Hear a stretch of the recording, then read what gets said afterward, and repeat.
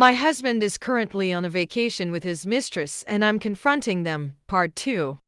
Where is the fault? If you listen to the books and advice always given about cheaters, it all says the same thing. It's not you. They made a choice. My STBX insists things were bad. While I don't think we were Pam and Jim or Lucy and Ricky, I think things were good. This process has made me review who I am, who I've been, and who I want to be. Could I have made changes? Yes. Was I perfect? Absolutely not. But my decisions and actions were never detrimental to our marriage. They were more like sacrifices. And now I'm having those sacrifices thrown at me and I'm being called neglectful. Is all this about attention? A narcissistic need to be the apple of someone's eye? Him and the AP are now blissfully in the honeymoon stage. Vacations, late-night phone calls like teenagers, present buying, etc. But what happens when the other shoe drops? What happens when she sees that he has very little patience with children?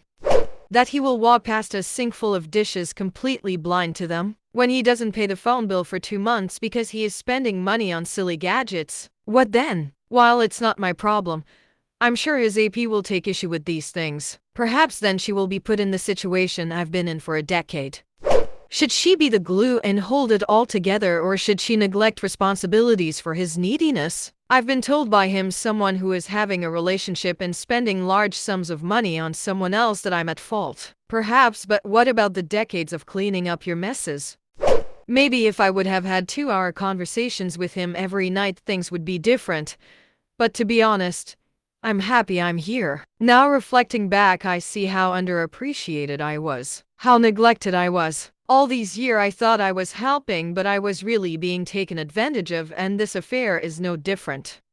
Just a word of advice to all the mess cleaners, excuse makers, and spouse sheltering people reading this. Stop. Stop now. I've learned that all the helping is simply them learning how to manipulate you. Draw that line in the sand. Prepare for an uncomfortable situation when they start to stumble under the pressures of real life. But don't lose yourself. I lost myself years ago, and it's not a place you want to be. Mediation and the move. We had our first mediation appointment via Zoom yesterday. It was very amicable, but only because I don't want to fight and I just want this to be over. He apparently wants nothing. Not the house, not the furniture, not what he's entitled to of my pension. He just wants to be done as well. As I've been packing up things in the house to declutter, I've been offering him things, but he wants nothing. I suspect the moment our marriage is dissolved, he will be packing up his collectibles and clothing and driving across the country to live with her. I guess I should be okay with this, as I don't want to be married to him anymore. It just kills me that he will be moving in with her and helping her raise her 2 children while mine are fatherless. It makes me so angry. Seething. The man who was abandoned by his father is now doing the same thing. Something he said would never ever happen because of the mental issues it has given him today. Well, it looks like that, as well as mostly everything else, was a lie. Again, I take solace in the fact that their honeymoon phase will be short-lived. Reality will smack them both in the face, and she will realize that he can be more hurt than help. While I wish him well and hope the best, our kids deserve more than a Christmas or Easter or 1 week in the summer father. No dad at basketball games, Cub Scouts, birthday parties, and school plays. Meanwhile, AP will have him and her children's biological father. I guess nothing in life is fair, and my boys will have to learn that lesson early than I had hoped. He's gone.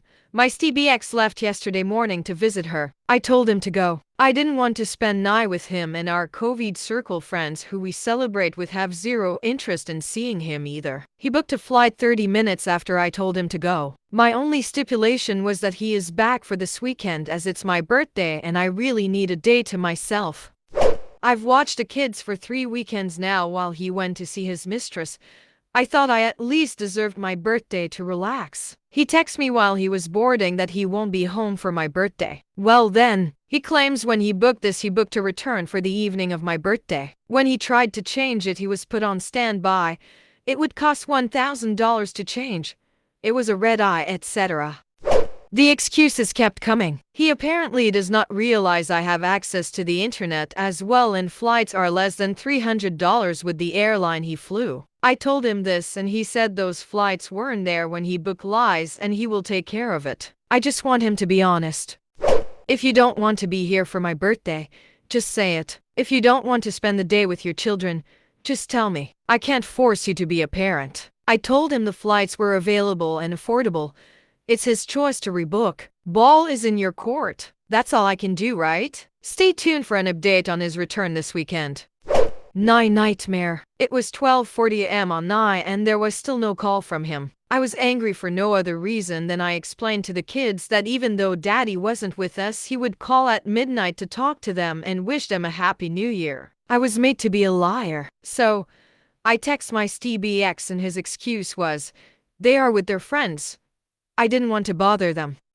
Excuse me? Bother them? You mean you didn't want your kids to bother you is what you are really saying? If I was across the country on 9 without my kids, I would have called and done the countdown with them via FaceTime. I think most parents would. But not him. He said, if you would have told me that you told the kids I'd call, then I would have.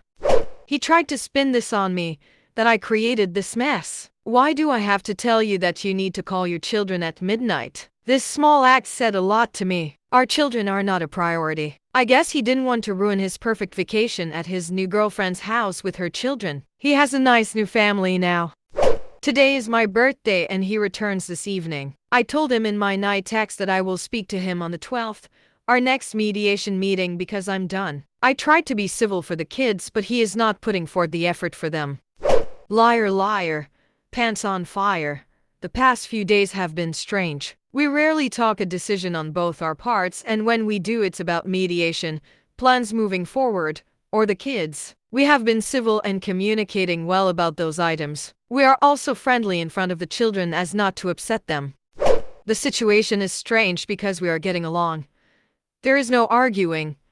It's a shared focus to just get through mediation and divorce. That's fine by me. Last night while I was cleaning the kitchen, I heard him on the phone in the basement. I guess he didn't realize the door was left open by one of the children. Not wanting to be a part of the drama anymore, I went to close the door.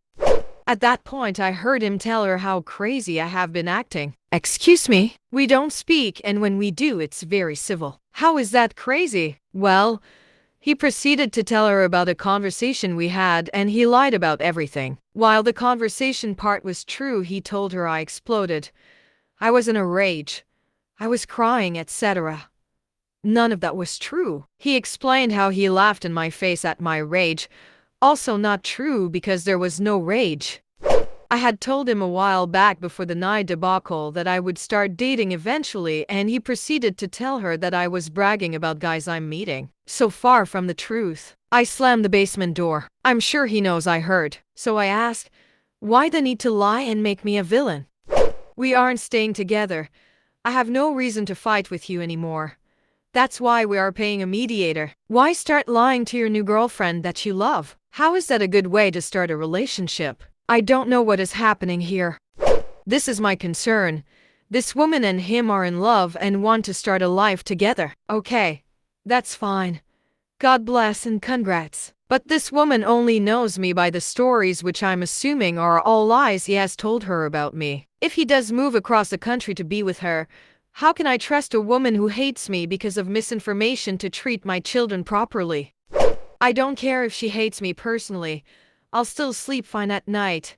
But now I'm worried about sending my kids in the summer to stay with them. I want to confront him about this, but I know I can't. Maybe it's not that I can't, but I don't know how. Also, he has told no one we are separated and definitely has not told people why. How come? You initiated this.